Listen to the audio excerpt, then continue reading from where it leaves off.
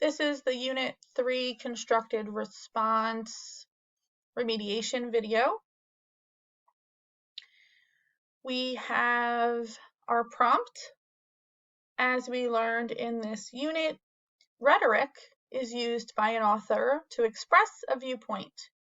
Select a rhetorical device that is used in the passage, like antitheses, paradox, personification, or symbolism, and explain its effect on the audience. So here we have our read aloud for our text, A Quote of a Country by Anna Quindlen. Then we have our passage here.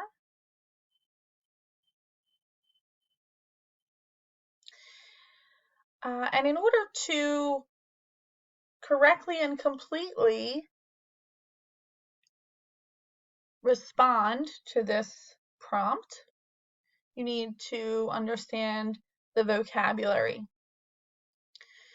So a rhetorical device is a technique used by a writer to express a viewpoint. Antitheses is the presentation of two opposing ideas close together. Paradox is a figure of speech in which two ideas that seem contradictory are put together to create a new idea. Personification is giving animals and objects human characteristics. And symbolism is the use of a concrete image to represent an abstract idea in writing. Now, if you look at the text here, I have highlighted in these colors some of the rhetorical devices that are present in the passage. So we'll get back to that in a minute.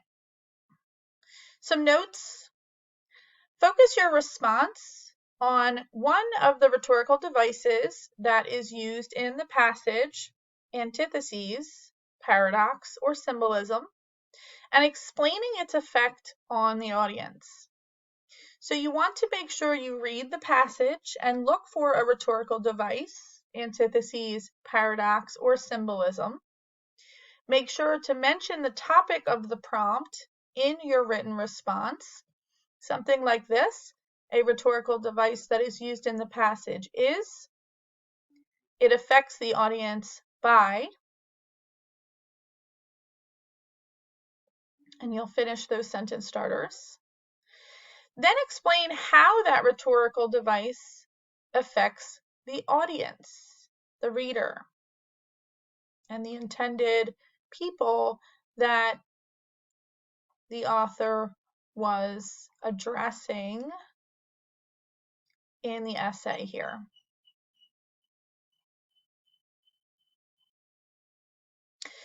Give specific examples or quotes from the passage to prove your answer. Make sure all text from the passage has quotation marks around it to show that it's from the essay. And make sure to always proofread and edit your work before you submit it for grading. Check and fix all spelling, grammar, punctuation, and capitalization mistakes.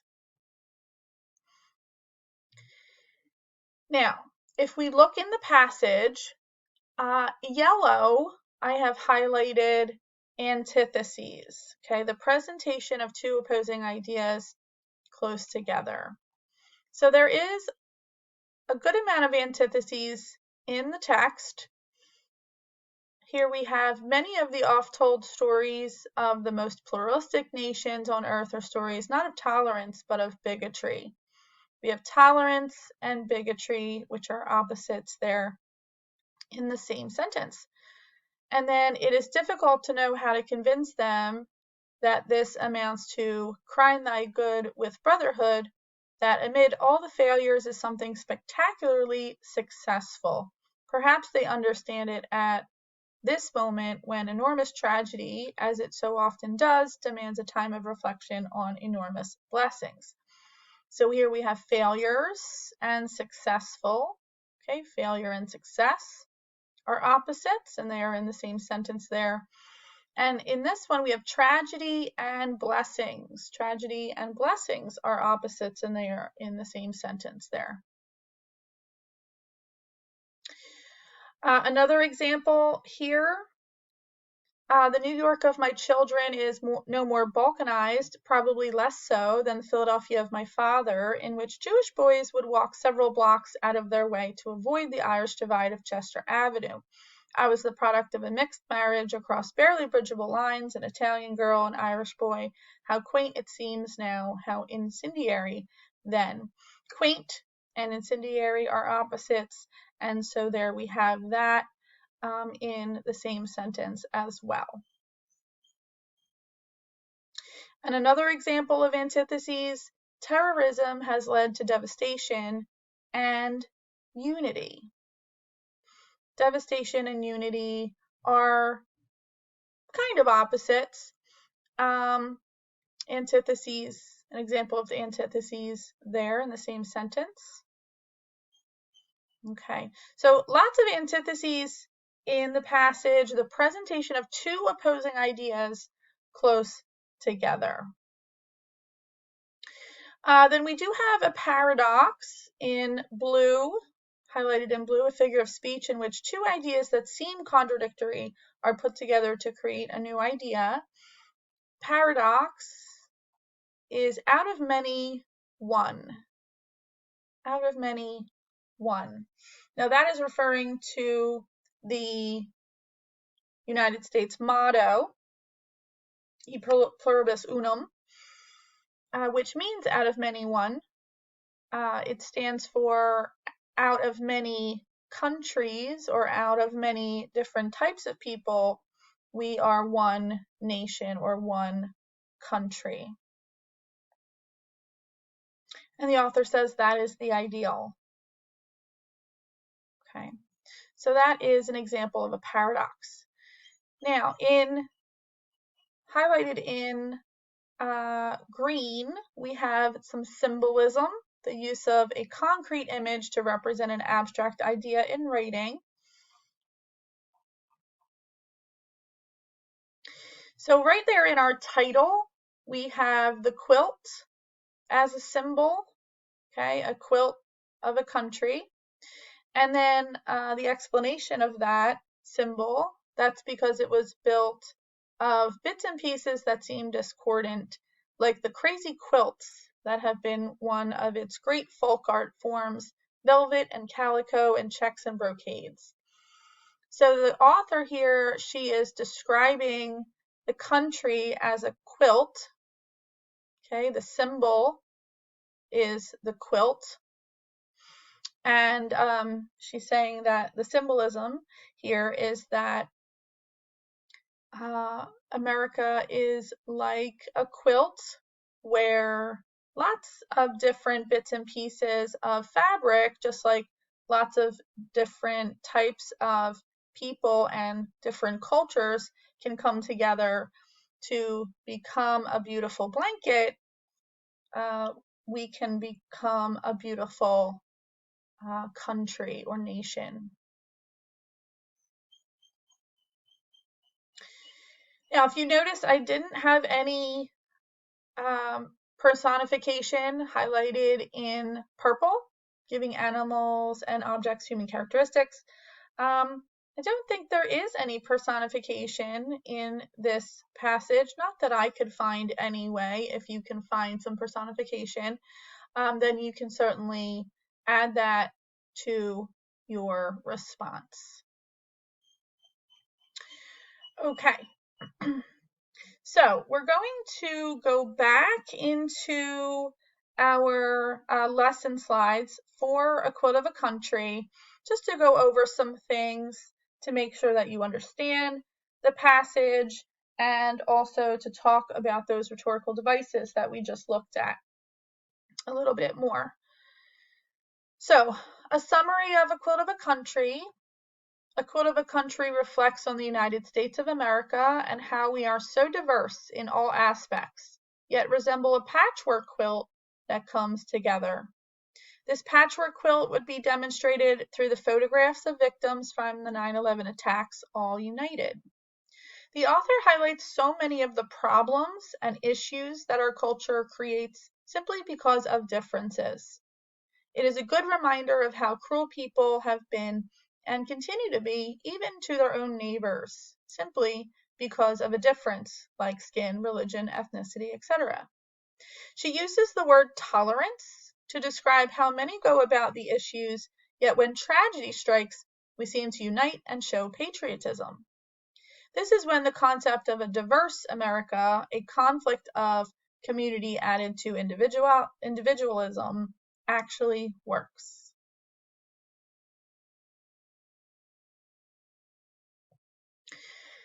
So if we look at the symbol in A Quilt of a Country, Anna Quindlen uses a powerful and familiar symbol to present and develop her main claim. Again, she talks about the quilt. Okay. So what is the symbol in the passage? The quilt serves as a symbol for America. Just as a quilt is composed of different bits and pieces of fabric, America is composed of many different types of people and cultures. The symbol supports the author's main argument by illustrating how distinct pieces and parts, like diverse people and cultures, can come together to create something wonderful. If we look at the paradox in the text, remember a paradox is a seemingly absurd or self-contradictory statement or proposition that when investigated or explained may prove to be well-founded or true. And we have an example of a paradox here. The red button is false, the blue button is true. In the text, we have out of many, one. Out of many, one is a paradox. Just like a patchwork quilt, it would seem impossible to take so many different pieces and make those one. However, that is the dream, the ideal of America.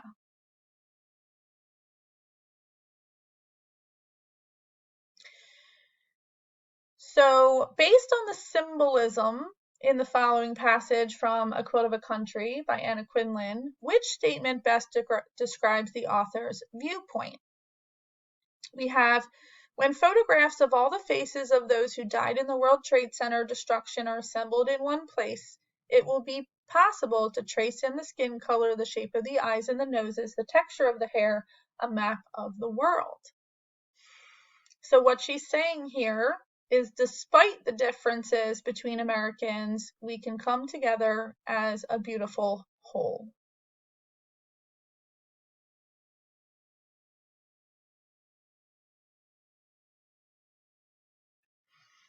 And developing central idea using rhetorical devices. Here we have antitheses, tolerance and bigotry, failures and successful, tragedy and blessings. The use of antitheses contrasts the dream of equality and acceptance that Americans strive for, while acknowledging that we often fail. This brings to attention the author's purpose. It calls attention to the opposing forces that define America.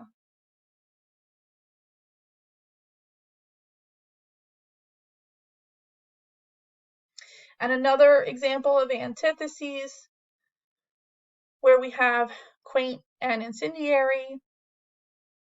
One of the themes in Anna Quindlen's essay, A Quilt of a Country, is that while America still struggles with intolerance and bigotry, the nation continues to make strides towards acceptance and unity.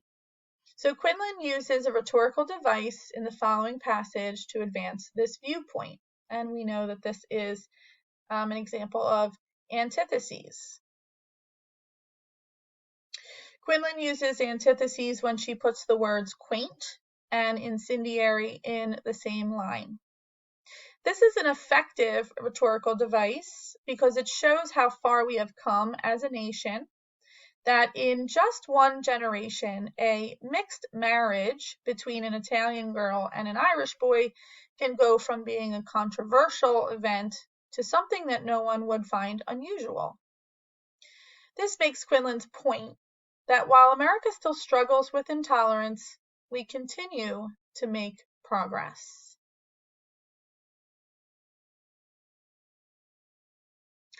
So refer to these, back to these slides as needed.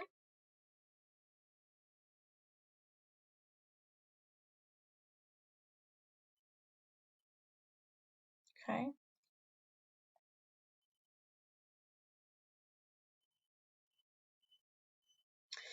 And if we take a look at our graphic organizer here, we want to make sure that we have our 4 types of sentences in our paragraph: introduction sentences, textual support, explanation sentences, and conclusion sentences. And we have sentence starters here that you can use.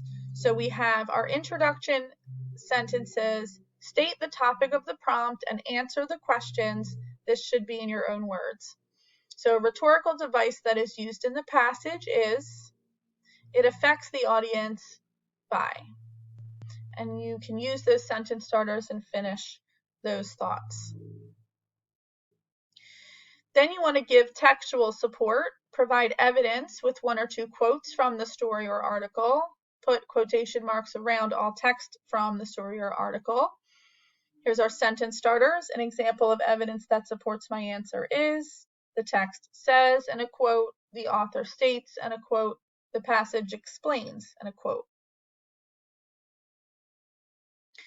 Then we have our explanation sentences. Explain how your textual support relates to your answer and describe your answer in more detail. This should be in your own words. We have our sentence starters. This evidence supports my answer because it shows. This shows. This is because. This means. And then our conclusion sentences. Give a summary of your answers, evidence, and explanations. You can also give a final thought about the topic of the prompt. This should be in your own words.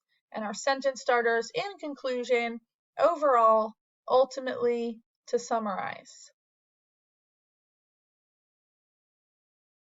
So use this graphic organizer and these sentence starters to make sure that you have all of the parts of your response paragraph that you need for a perfect score.